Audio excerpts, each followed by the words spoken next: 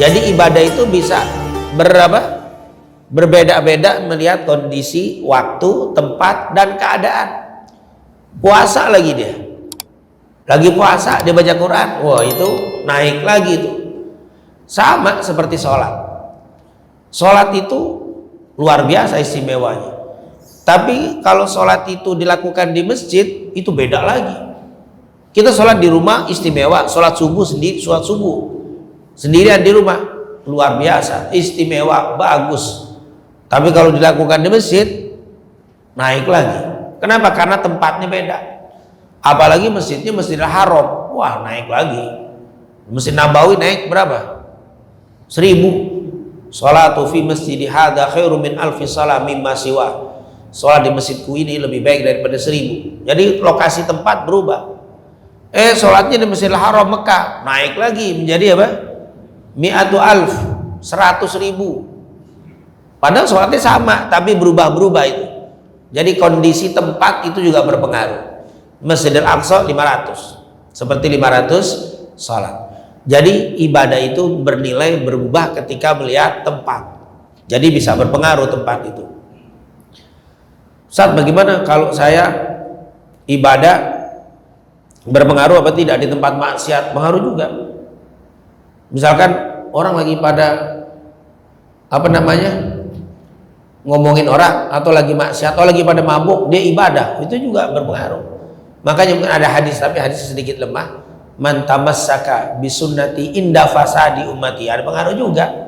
Siapa yang berpegang dengan sunnahku di saat rusaknya orang, lingkungan, dia tetap berpegang dengan sunnah, karena maka baginya ka ajri mi'atu syahid, seperti orang yang mati syahid 100 kali. Artinya ada nilai berlebih itu ketika kita hidup di Amerika, di tempat yang kacau, Las Vegas tempat maksiat, tapi kita tetap ibadah, itu nilainya lebih itu. Subhanallah, ini luar biasa. Jadi kondisi ibadah itu berubah ketika melihat tempat, melihat waktu ya, waktu berpengaruh. Kita sekarang ini taklim beda dengan taklim biasa di bulan Ramadan. Kita baca Quran di luar Ramadan beda. Semua amal-amal sunnah, bahkan wa amalahu mudha'afa, dilipat gandakan. Melihat tempat dan juga kondisi pelakunya. Pelaku juga berpengaruh. Saya bersedekah 1000 atau 1.000.000, padahal uang saya 2 miliar, pahalanya besar. Dilipat gandakan tuh, dari 1 juta nanti di hari kiamat menjadi 700 juta. Duit saya 2 miliar, saya 1 juta. Tapi duit saya 2 juta, saya sedekahin 1 juta.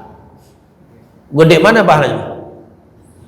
1 juta lebih gede. Bahkan 500.000 saya sedekahin, padahal duitnya 2 juta. Saya punya 2 juta, saya sedekahin 500. Lebih gede pahala 500 daripada yang sedekah apa?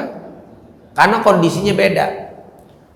Beda itu. Saya sedekah dengan 5 nampan. 5 nampan gebuli lagi. 5 nampan saya sedekahin.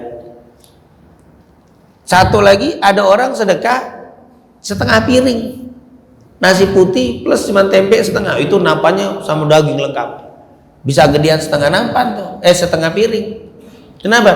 Saya kebetulan ngadain pesta, beli 100 nampan, tersisa 5 nampan, sisanya saya sedekahin ke masjid. Sisa dari apa? Acara udah gak makan, sayang, daripada ntar gak dikasih ke masjid, sayang, dikasih ke masjid 5 nampan, wah pahalanya gede. Tapi yang tadi saya lagi lapar, punya cuman 1 piring, cuman saya lihat ada sebelah saya orang nggak makan, lapar juga, air saya setengahin sebelum saya makan, bagi setengah, saya kasih setengah piring, saya setengah piring, 2 tempe, 1 tempe itu gedean dia itu pahalanya. Orang dia belum makan udah dipisahin duluan, kalau ini kan sisa acara, piring gede-gede temen sisa acara, kalau nggak dikasih basi dengan dibagi lain. Jadi kondisi apa? Kondisi yang ibadah itu juga nilainya akan mempengaruhi.